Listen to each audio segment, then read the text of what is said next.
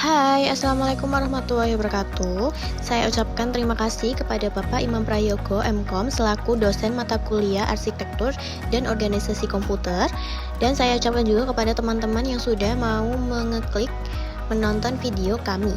Jadi, di sini kami dari kelompok 9 izin mempresentasikan hasil dari diskusi kami mengenai materi prinsip kerja struktur interkoneksi komputer. Sebelumnya, izinkan kami memperkenalkan diri terlebih dahulu.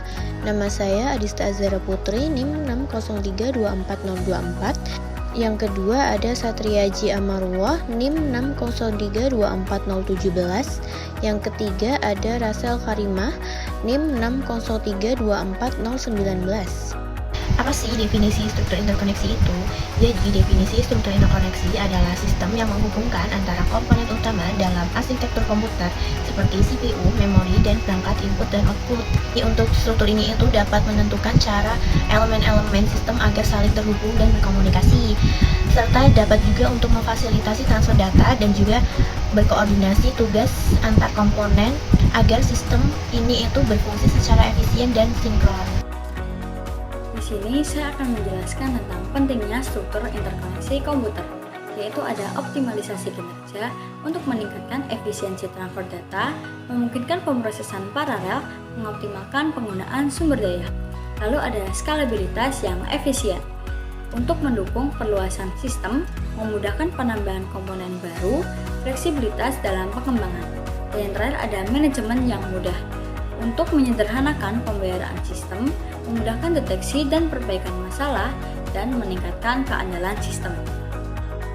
Lanjut, untuk slide selanjutnya saya akan menjelaskan tentang struktur utama interkoneksi. Jadi, sistem bus itu terdiri dari 3 komponen penting, yaitu yang pertama ada CPU atau Central Processing Unit yang berfungsi untuk mengakses dan mengeksekusi program atau data yang tersimpan dalam memori melalui perantara sistem bus. Lalu yang kedua adalah memori, berfungsi sebagai penyimpanan data, program, dan instruksi yang sedang dieksekusi oleh CPU. Dan yang terakhir adalah perangkat I/O atau perangkat input-output yang berfungsi untuk memindahkan data antara komputer dan lingkungan eksternalnya. Jadi, jaringan interkoneksi komputer itu memfasilitasi komunikasi di antara ketiga komponen tersebut.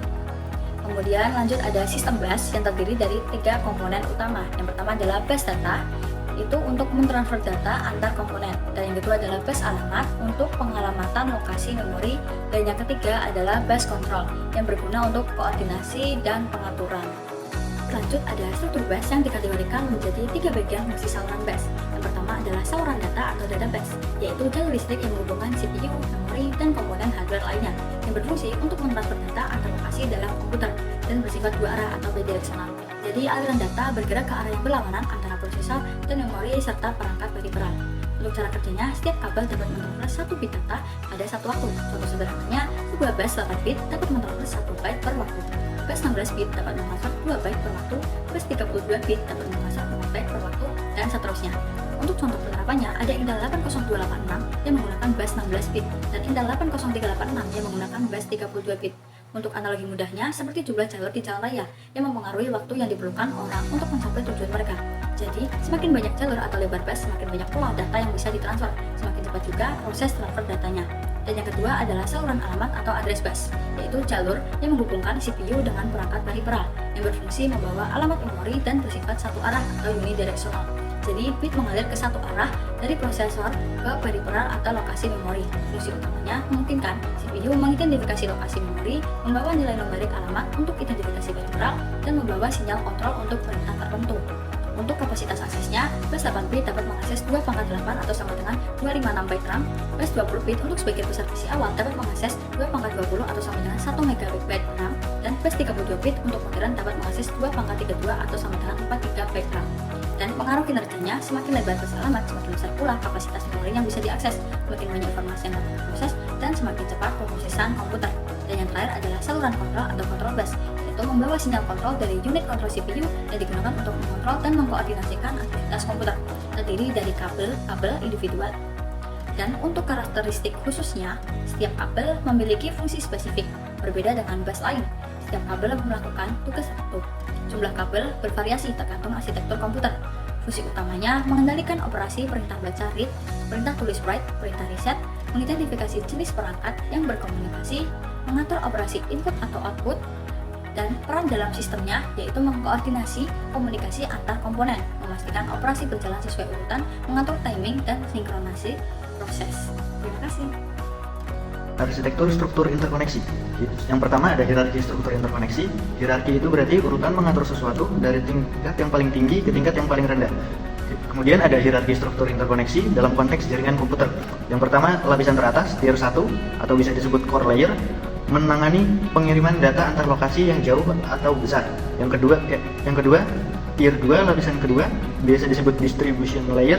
Tugasnya menghubungkan tier 1 dan tier 3 dan juga menangani distribusi lalu lintas di dalam lokasi atau antar lokasi. Fungsinya membantu mengoptimalkan performa dan mengurangi beban pada lapisan inti.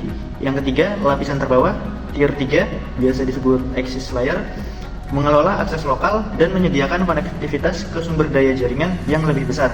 Lapisan ini yang berinteraksi langsung dengan pengguna. Kemudian prinsip kerja struktur interkoneksi. Yang pertama, pengiriman data dalam sistem bus. Sistem bus adalah metode pengiriman data dalam komputer melalui jalur tunggal untuk menghubungkan berbagai komponen perangkat keras. Sistem bus juga merupakan komponen penting dan utama dalam struktur interkoneksi. Kemudian ada mekanisme pengiriman data dalam sistem bus. Yang pertama, struktur jalur tunggal menggunakan satu jalur komunikasi untuk data, alamat, dan kontrol sehingga sistem lebih sederhana dan mudah dirawat. Yang kedua, metode multiplexing, teknik yang memungkinkan beberapa sinyal dikirim secara bersamaan melalui satu jalur. Yang ketiga, keamanan data, menggunakan protokol keamanan untuk melindungi data dari akses yang tidak sah dengan cara enskripsi data, autentikasi perangkat, dan pengelolaan hak akses.